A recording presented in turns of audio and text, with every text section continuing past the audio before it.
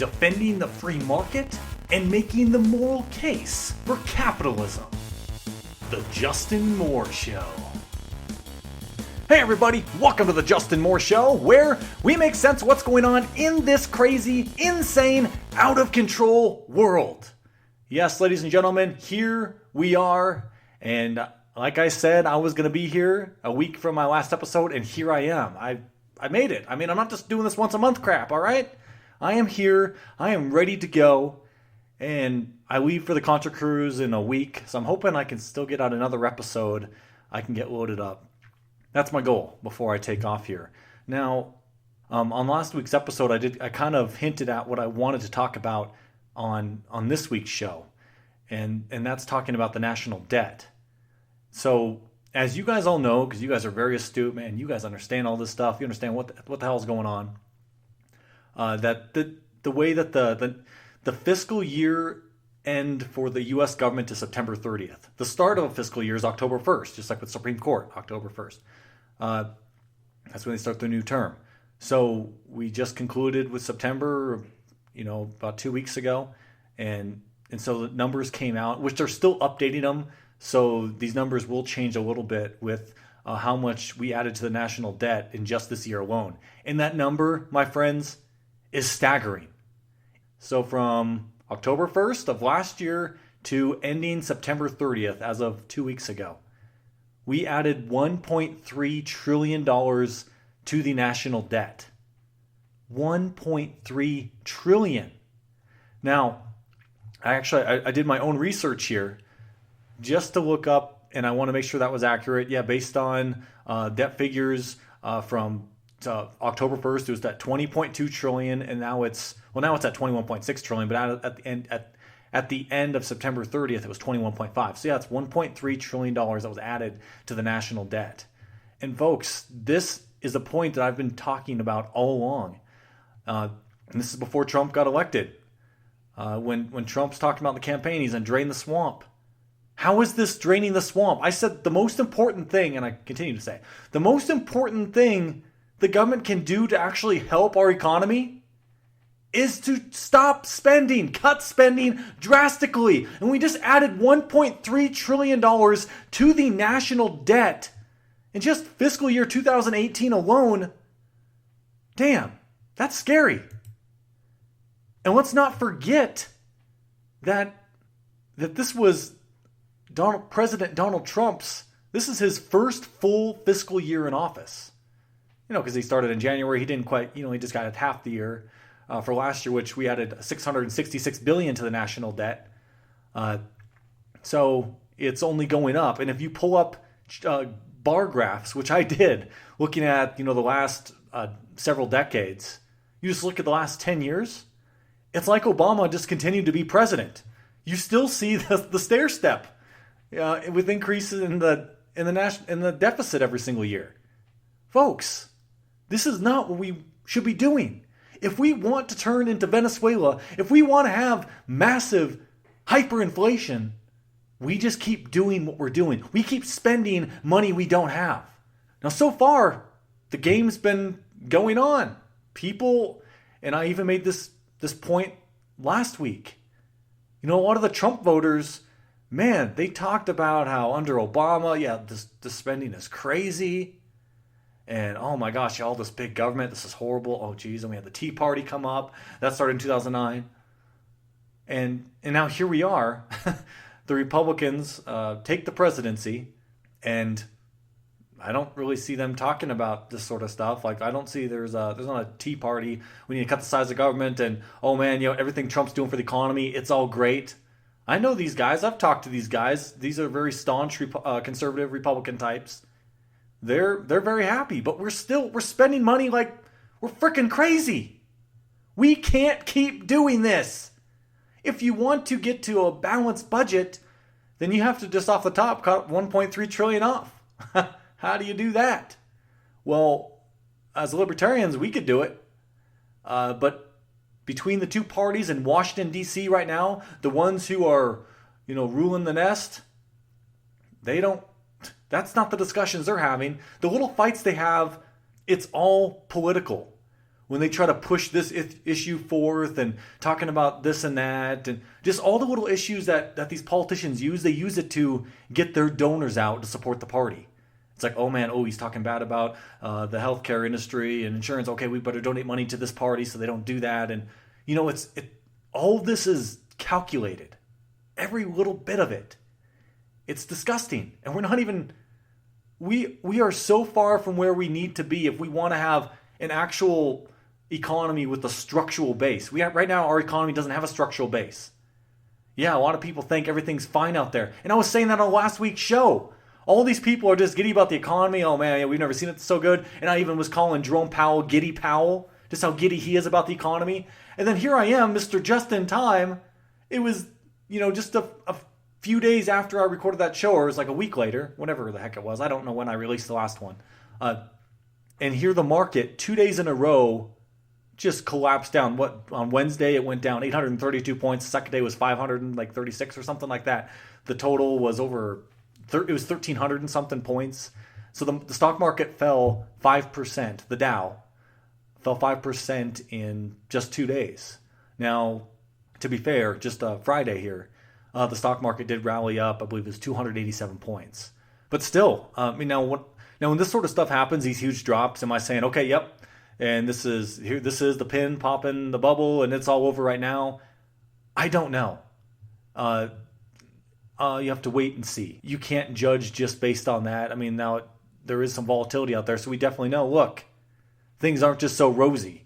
At least some people start to realize that, yeah, okay, maybe there is a little bit of risk out there and things seem a little toppy. I mean, just reading a lot of articles, you can kind of get that feeling. But what I found interesting, though, from when the stock market, these 2 days fell down, on Thursday, gold jumped over $30. That's the biggest jump that gold's had, I think, since the Brexit vote. And what was that, back in 2016? Gold jumps, so that comes up to 2.5%. And that's a big move. And so here, as the stock market is going down, gold went up. So here people got scared out of the markets and they fled to gold as a safe haven. That is definitely very bullish news. And people that see gold as money, like I do, gold's been down in the slump since basically 2012. It hasn't done much. It's had a bad year this year, so that's definitely showing some people are starting to get a little worried, but there's definitely more people who are not worried compared to the ones who are. So for now, things are kind of bullish, I guess. But obviously I'm not. I wouldn't be investing in a lot of these names that everyone's bragging up on TV right now. I don't think it's smart. I would rather get out early with a toppy market like this than try to squeeze out your money and get as much as you can and try to predict the top. Nobody can predict a top. The people who have got out right at the top, that's called luck. There's also people who walk away from Vegas and they've made money. That's luck. Or at least leaving when you're ahead. There's some people who they are ahead for a little bit. It's like, no, I can make more than this. What, I only made 1,000? I can make several grand here. So they're gamblers. So of course they're going to put it all on black, right? So anyway, guys, and before moving on here on gold, I will just say one other thing. That last move with gold just on Thursday where it jumped to 2.5% in 1 day. That's a move that surpassed its 50-day moving average, which does make it bullish. It's definitely a bullish sign. And gold, when it hit about $12.27 an ounce, that's the highest that it's been since July 31st, when it was at $12.26. So gold, it really pulled back. It was under the 1200s these last few weeks. And right now, Friday, it cut back. It lost a few dollars. It's around $12.17 right now. But that's still bullish, that gold is holding. So, yeah, we'll have to wait and see. Now, for me, putting some money in gold and silver, that is the safest and cheapest insurance you can buy in the world today. It's unbelievable to me how cheap this insurance is. If you have the money you don't need, you can set aside for, I always say, at least 2 years. Money you don't need to pay the rent. If you have a little extra, I would put it that way. Do you want to risk put your money in Bitcoin. Could you make a lot of money in Bitcoin? You possibly could, yes. Bitcoin, with all this craziness going on, Bitcoin didn't really rally. What? I think actually Bitcoin pulled back. Bitcoin's around $6,200 right now. And I know recently it was staying around 8,000 pretty consistently. So it's pulled back. So, I mean, I just know for me, and you guys know who listen to this show, gold and silver, I believe it's just a way to protect your wealth. And with all the craziness going on and potential inflation. And maybe I'll finish up the episode kind of relating that all back. I don't know. We'll see how things go here. Anyway, let's not waste any more time there. So let's get back to talking about the national debt and the yearly deficit that's only going up. So I did find this interesting article here from CBS News by Rachel Lane. It's pretty well done here. And this is one of the big problems. I mean, there's obviously a lot of problems having a huge debt. Just like for an individual, you have a massive debt. It controls you. You can't have freedom when you have debt. You don't have that flexibility of kind of doing what you want. You feel chained up. And if you're not careful with your debt, if you let it get out of control, and if you've been paying your minimums for years, well, then all of a sudden, okay, interest rates keep jacking up what your total principal is. Eventually, what your minimums are could end up being what you're paying in interest. Now, that is what we're approaching with our national debt. Now, is it at the point where we're not going to be able to afford our interest payments? No, not yet. We still have a ways to go before that. But I hope to God we don't let it get there. If we do, that is hyperinflation. You will have to print a lot of money to just pay interest on the debt. That you're defaulting. And here, now this article is talking about just that, talking about interest on the debt. So here we are, as I discussed earlier. Fiscal year 2018 just ended. We saw national debt go up by $1.3 trillion. Now the net interest on the public debt, that's risen by $62 billion. That's just in fiscal year 2018. And so that takes the total that we paid in interest to $371 billion. $371 billion was spent on interest on the debt in the year 2018, this current year. And so that jump in our interest, that's a jump of 20%. And now, let's put that number into perspective here. $371 billion. Well, pulling from the article here, the Defense Department budget was $599 billion. Social Security benefits cost $977 billion. Medicare, $585 billion. And Medicaid at $389 billion. This is all according to the CBO estimates. Okay, so what we just spent on interest on the national debt in fiscal year 2018 ending September 30th was $371 billion. Now, how much we spent on Medicaid? Medicaid.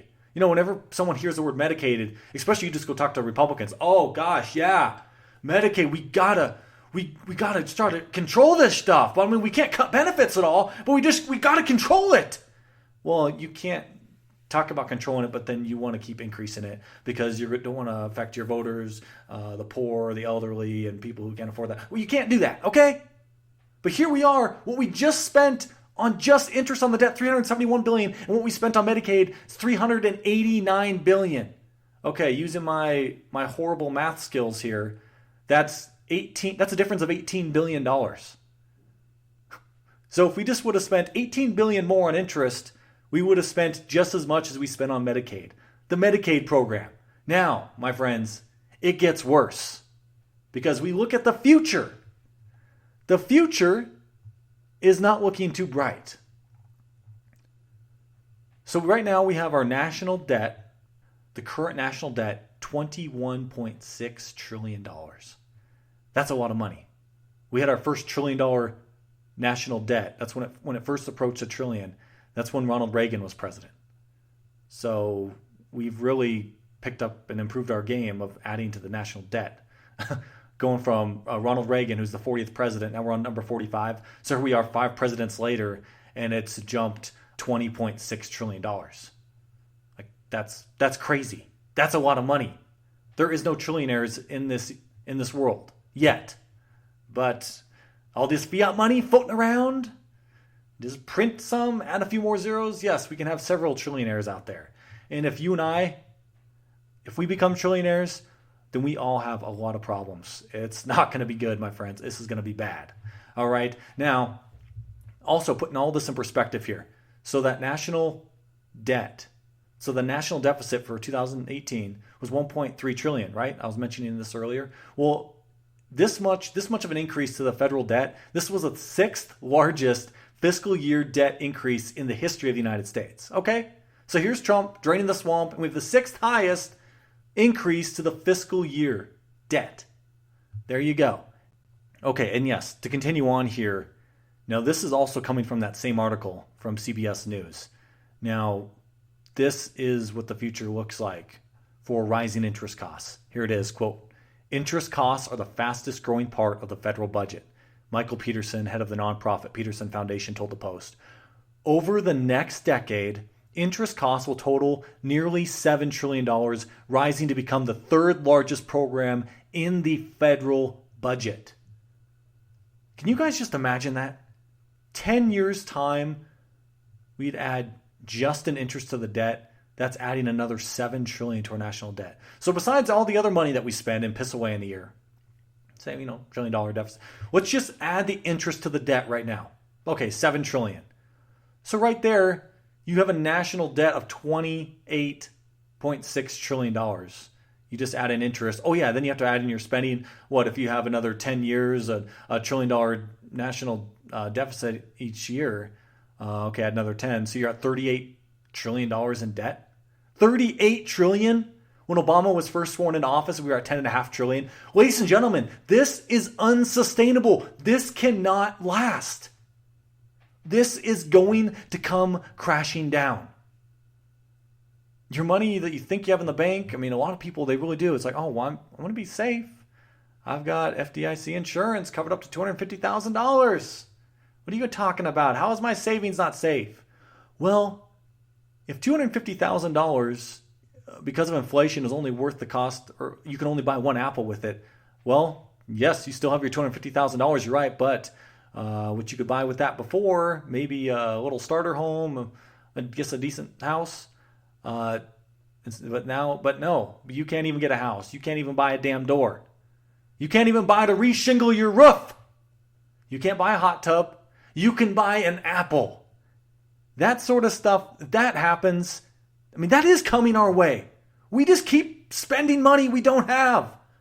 We're not getting any more productive to compete with this insane spending.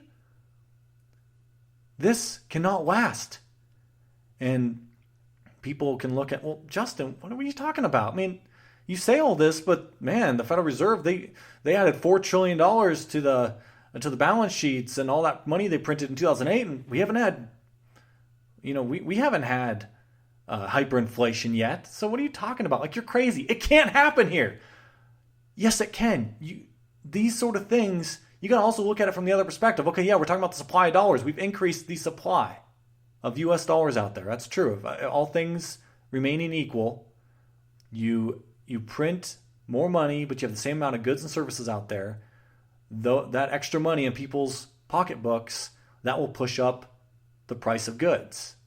So there's inflation there. So you will be paying more for your goods there. That hasn't happened yet because looking at it from the other side of the coin, there's demand for money. The U.S. compared to other countries, yeah, we're the cleanest of the dirty laundry. So people still have faith in the U.S. dollar, or they at least see it as a safer investment compared to investing in an Argentino peso. So that's what's keeping us afloat right now. And other currencies out there are being more fiscally irresponsible, and they're keeping interest rates low, or they're cutting interest rates. They're still doing the QEs, and we've stopped the QE for a few years here now. But who says it's not going to come back? What's going to happen to the confidence in the dollar when the Fed's like, okay, well, maybe we should start cutting interest rates again? What the hell is that going to do to the value of the dollar?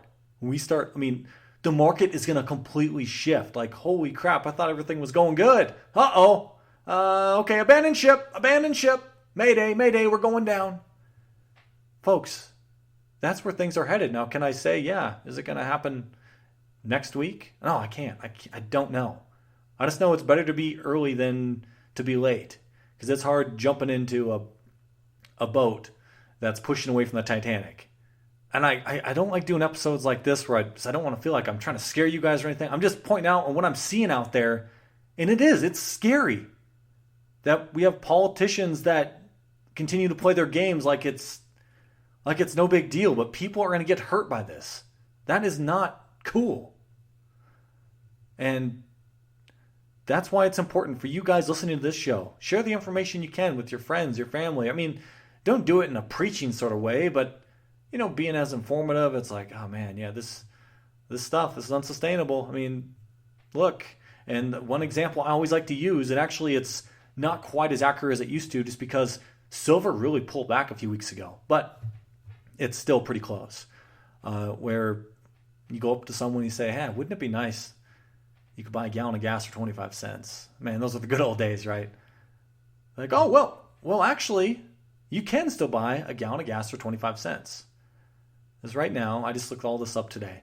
Right now, the national average for gas is $2.91, and the value of a quarter that's minted 1964 and older, that's made of 90% silver, its value is at $2.64. It's actually, about 20 some cents less than a gallon of gas, but it's still pretty close. Just because silver had pulled back, it really affected that example for today. But if I pull this up, we look at this in a few months, I bet you, because when I've been doing this in the past on previous episodes, making this comparison, you could actually buy more than a gallon of gas for 25 cents. So that's the question you have to ask yourself. With money you're able to freely invest, that you don't need to tie you down, put it where you can actually preserve your purchasing power. At the very least, hold on to what you have. But I think you'll make more than what you already had. There's definitely going to be some profit in it. There will end up being a bubble, just like anything else, because people will really start speculating in, oh my God, yeah, this is great. I can get rich quick again, make America great again. No, you just be careful. That's all I can say. Don't invest more than what you have, and don't invest more where if you can't sleep at night because of how much you've invested in, say, gold or silver or stocks, you've invested too much. So yeah, don't do that. So anyway, guys, I'm just going to wrap up the show there. And like I was saying earlier, I hope I can get an episode out before the cruise. And it just gives me a few days. So yeah, I hope I can do that. I'm not sure what I'll talk about yet, but I could figure something out. That's for damn sure. There's always things to talk about. There's always things going on. And I want to keep you guys up to date with what is going on in this crazy, insane, out of control world. And it just seems to get more and more insane. So anyway, guys, I thank you for being here. Oh, actually, before I conclude here, I did set up a Patreon account. So I know some of you out there have been asking, hey, Justin, if you got a Patreon account, I could donate to your show. Like, that is awesome. I am super humbled for people who are willing to donate to the show. Like, that is awesome. Thank you, guys. It does mean a lot to me, because I invest a lot of money in this show, and I don't exactly have that much time, but I still try to find time to do the show. So I did set up the Patreon account. So if you go to patreon.com/JustinMooreShow, I set it all up there. I think I did it all right. I guess if it doesn't work, you guys let me know. But I was filling out all the lines it needed me to, so should be good. So anyway, guys, if you can donate to the show that way, you can donate per episode, I guess. I've actually never tried Patreon before, donating to other shows and such.